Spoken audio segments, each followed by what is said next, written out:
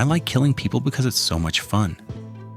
8 ordinary words written in neat, slanted handwriting on cheap notebook paper and mailed to a big city newspaper in the summer of 1969. 8 words that changed everything. 8 words that turned quiet country roads, peaceful parks, and city streets into places parents warned their children never to visit after dark. The person who wrote them did not simply want to take lives. He wanted the entire state of California, and soon the whole country, to watch him do it. He wanted front-page headlines every week, radio bulletins interrupting songs, mothers afraid to let teenagers borrow the car for a date, fathers checking locks 3 times before bed, little kids scared to ride the school bus, in case the mysterious man with the strange symbol decided that was the morning he would keep his promise. For more than 57 years, he got exactly what he wanted, and he never once told the world his real name. Tonight we are going to walk slowly and carefully through every single confirmed attack, every letter that landed on newspaper desks, every secret code that took decades to understand, every phone call that froze police officers in their chairs, every possible name on his longer list, every suspect who came close but slipped away, and every reason this one story still refuses to fade into history. 5 lives the police can prove were taken, 2 brave people who lived to tell what they saw, 37 names the writer bragged about, and still not one person has ever been brought to justice. This is the longest, most complete telling you will find anywhere of the man who called himself the Zodiac. Everything began on a cold Friday night exactly 2 weeks before Christmas 1968. 17-year-old David Arthur Faraday spent the day helping his mother string lights and hang ornaments on the family Christmas tree. That evening he asked if he could borrow her light blue 1961 Rambler station wagon because he finally had an official first date with a girl he really liked. 16-year-old Betty Lou Jensen was waiting on her front porch when he arrived. She was wearing a pretty dress and carrying a little purse. Betty Lou was the kind of girl everyone at Hogan High School loved. Honor roll student, talented flute player in the marching band, always smiling, always kind, already talking about becoming a nurse so she could help people feel better. David was quieter, an Eagle Scout who could take apart a car engine and put it back together blindfolded, the kind of boy teachers said would go far. They told their parents they were going to a Christmas concert at school. Instead, like almost every teenager in Vallejo that year, they drove east to a dark gravel turnout on Lake Herman Road. Everyone called it Lover's Lane because it was far from streetlights, far from houses, and perfect for listening to soft music on the radio while the stars came out. David Faraday never knew what was coming. Around 11:10 that night, another car rolled in behind the Rambler and blocked the only way out.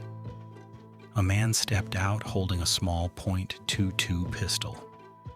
David started to open the driver's door, probably thinking it was a police officer checking on parked cars. One shot rang out in the cold night air. The bullet went in just behind his right ear and came out the other side. David never made another sound. He was gone before his head touched the steering wheel. Betty Lou Jensen tried with everything she had to get away.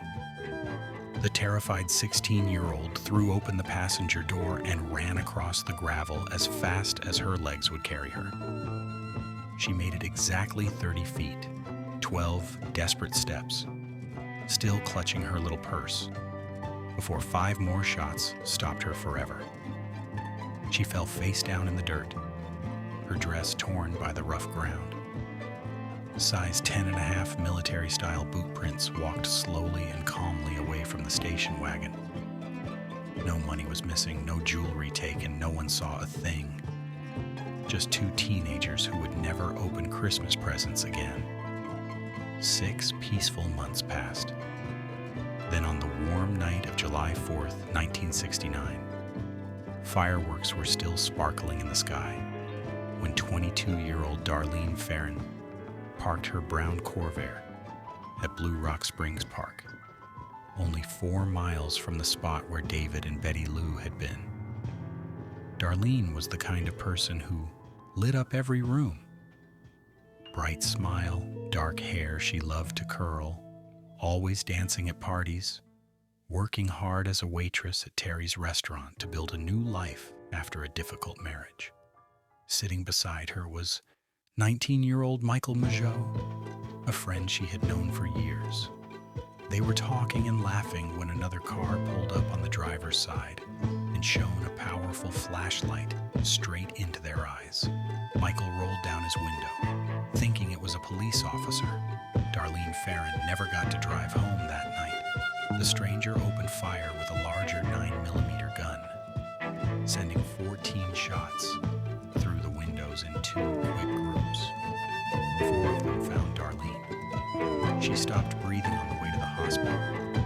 Michael was badly hurt in the face, neck, arm, and chest, but somehow stayed awake long enough to describe a heavy-set man with short brown hair, driving a light-colored car.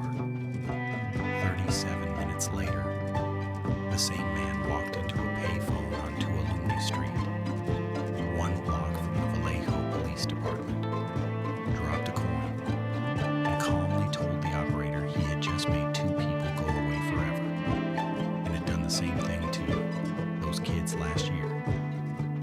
His voice was flat, ordinary, almost bored, like he was ordering coffee. Exactly 27 days later, on the morning of July 31st, 1969, 3 identical envelopes arrived in 3 different newspapers across the Bay Area. Inside each one was a handwritten letter, 1/3 of a strange 408 symbol code, and the same chilling demand: print the code on the front page, or I will travel all weekend taking many more lives. The handwritten pages began, "Dear editor, this is the person who made the 2 teenagers last Christmas, and the young woman on the 4th of July go away." The newspapers, terrified of what might happen if they refused, put the symbols on their front pages the very next day. For a full week, the smartest code experts in the country tried and failed to understand the message. Then, on August 8th, a gentle high school teacher named Donald Harden and his wife, Betty, sat at their kitchen table in Salinas with pencils and paper. In less than a day, they figured it out. The message was 510 symbols of pure darkness. The writer loved taking lives because it was the most exciting feeling in the world, better than anything else. When he reached the afterlife, every person he had sent there would become his helper forever. That was the first time the world saw the crossed circle symbol and the name he chose for himself, the Zodiac. The next attack was the one that frightened people the most because it looked like a scene from a nightmare.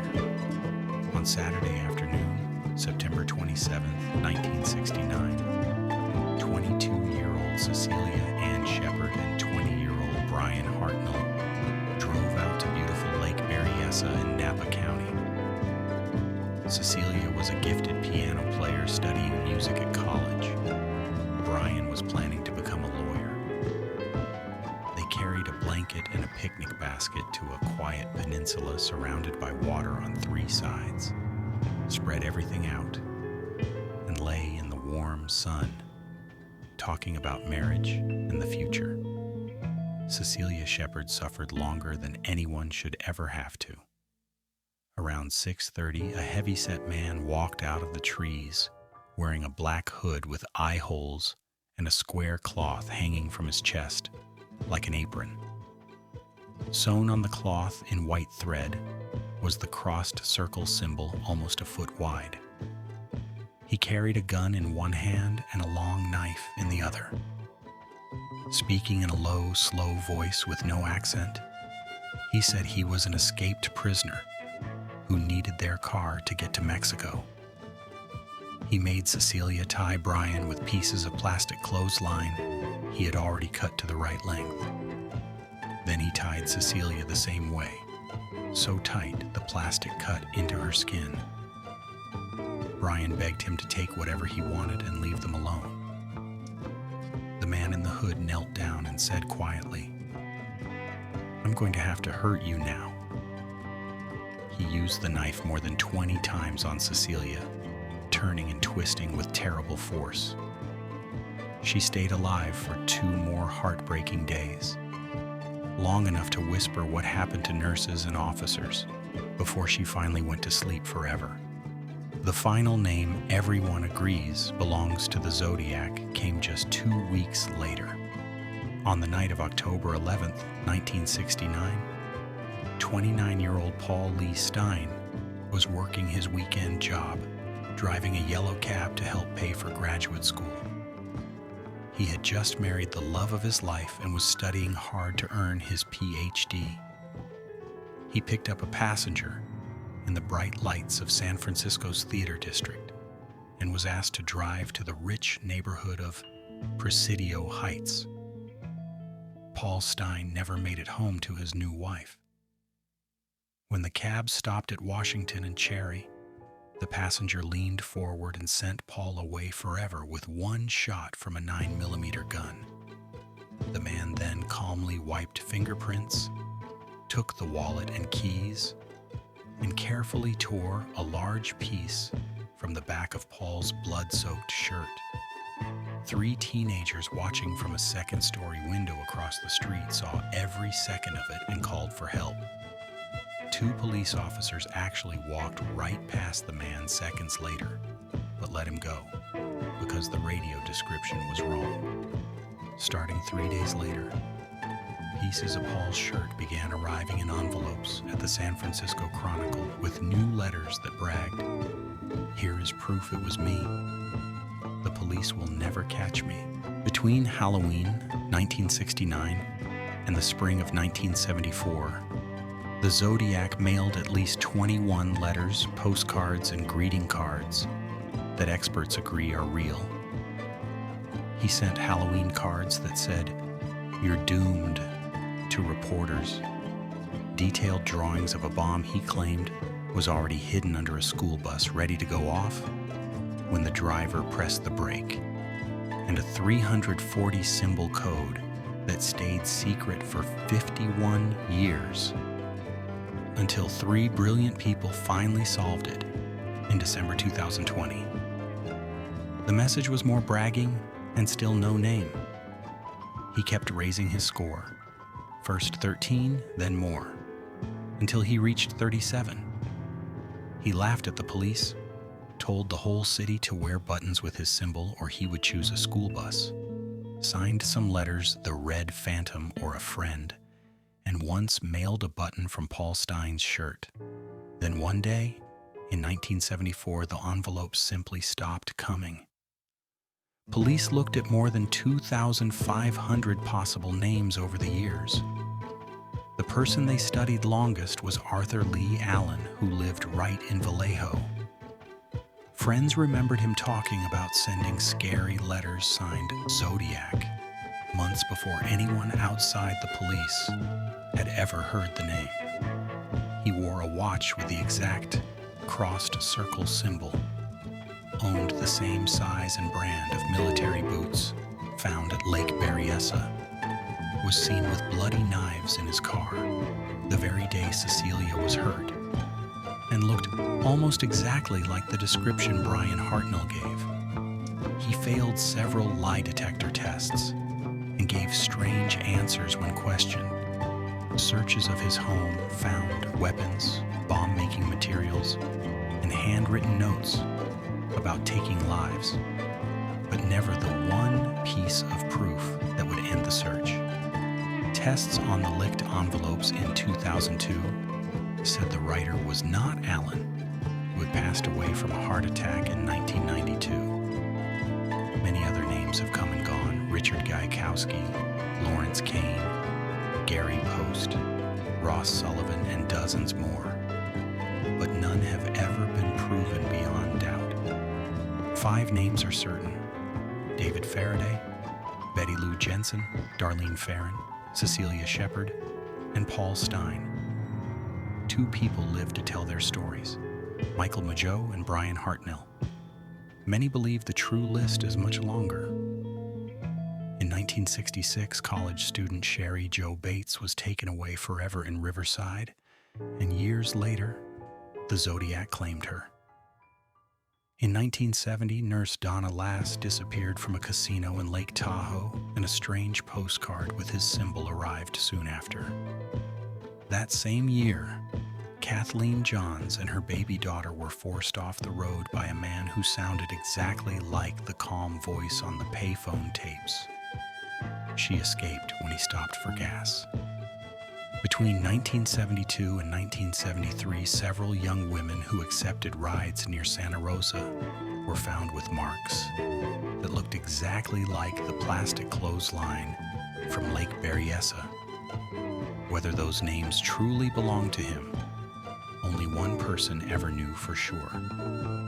The Zodiac gave the world almost everything we now picture when we think of a mystery man who takes lives.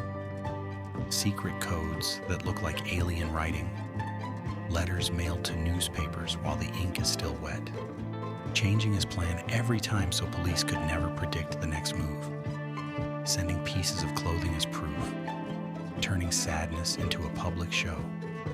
Books, movies, television series, podcasts, and documentaries still come out every single year.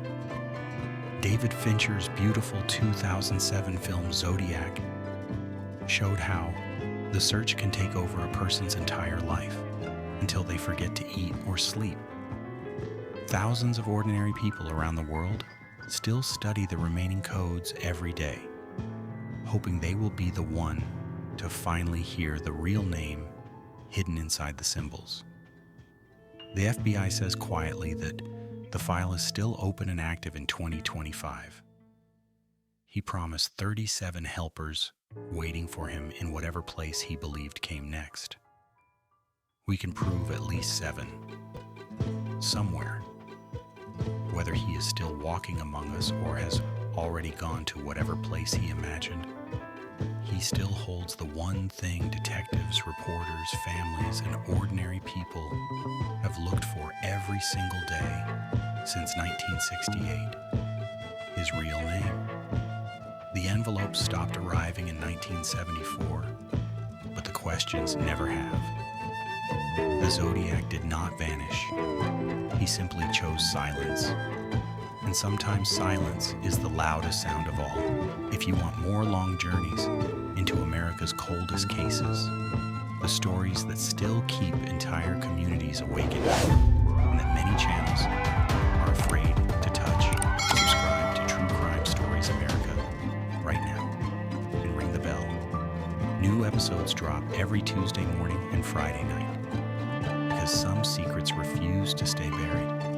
Some shadows never quite leave the room, and the truth, no matter how long it hides, is always out there, waiting to be found. Thank you for spending this time with me tonight.